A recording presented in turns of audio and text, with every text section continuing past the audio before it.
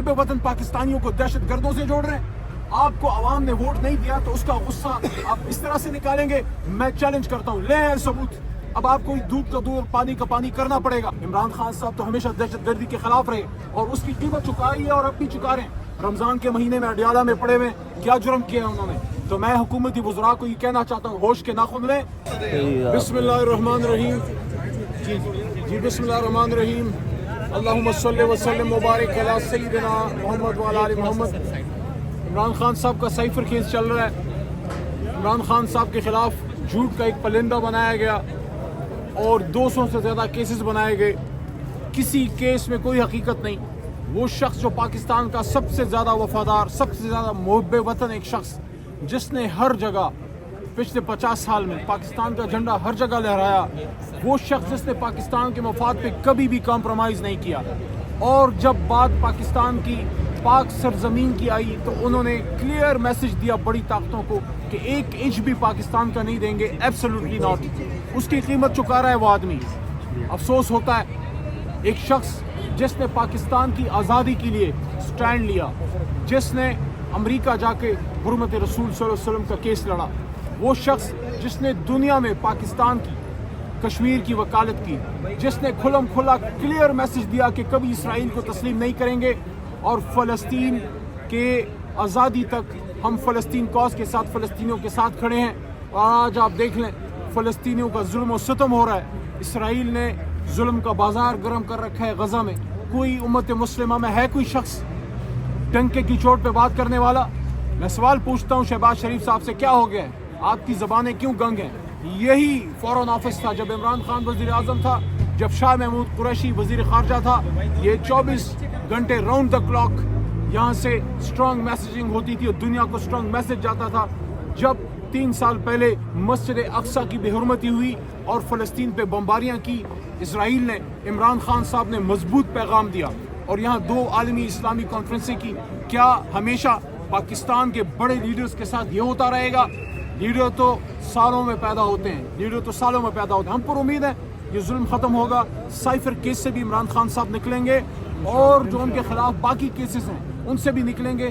कौम अपने हौसले बुलंद रखें, एक लंबी जद्दोजहद है। मैं दूसरी बात ये करना चाहता हूँ, कल हमने एक बहुत बड़ा ड्रामा देखा। फेडरल मिनिस्टर्स, हुकूमत वज़रा शहीदों के एक इशू को लेके जिस पे हम सब दुखी हैं, पूरी कौम दुखी है। पूरी कौम को दुख है कि हमारे जवान शहीद हुए हैं। 2 हमारे अफसर और 5 हमारे जवान, 7 शहादतें वज़ीरिस्तान से आई और सब ने उस पर मज़म्मत भी की, सब उनके साथ भी खड़े हैं, सब ने दुआएं भी की शहीदों के लिए।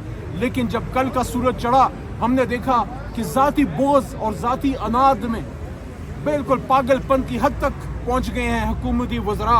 आप मुहब्ब वतन पाकिस्तानियों को दहशत गर्दों से जोड़ रहे हैं। आपको आवाम ने वोट नहीं दिया तो उसका गुस्सा आप इस तरह से निकालेंगे। मैं चैलेंज करता हूँ, ले सबूत। अब आपको दूध का दूध और पानी का पानी करना पड़ेगा। किस तरह एक मुहब्ब वतन जमात को आप दहशत गर्दों से जोड़ सकते हैं? जिन्होंने गलत किया है हम भी उसको कंडेम करते हैं, जिन्होंने गलत पोस्टें की हैं उनको सख्त से सख्त सजा दें। लेकिन ये कहना कि तहरीक इंसाफ के दहशत गर्दों से रबते हैं, यहाँ दहशत गर्द हमले के है और ये सारा कुछ, इमरान खान तो हुकूमत से जा चुके थे जनाब।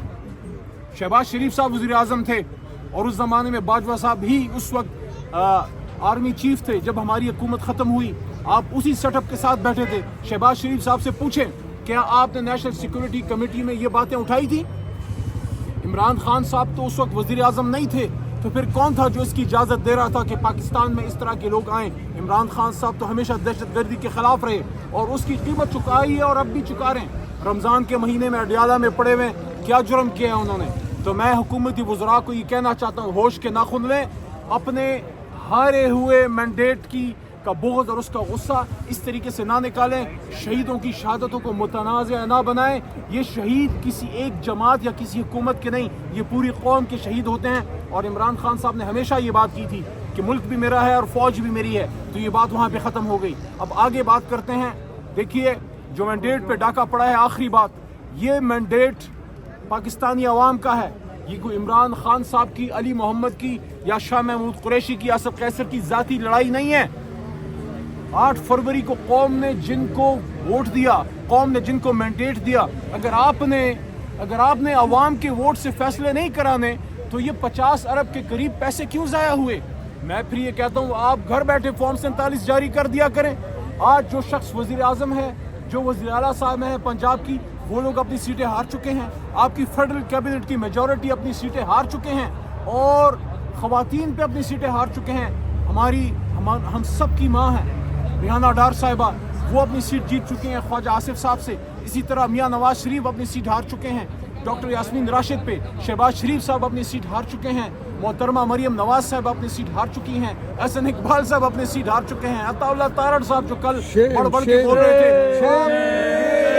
ना खत्म होने वाली कहानी है। बहरहाल इंशाअल्लाह अदालतों में, ट्राइब्यूनल में, पार्लिमान में, रोडों पे हम इस मैंडेट के तहफ़्फ़ुज़ और इसकी वापसी के लिए अपनी पुरअमन सियासी कानूनी जदोजहद जारी रखेंगे। कौन बचाएगा पाकिस्तान?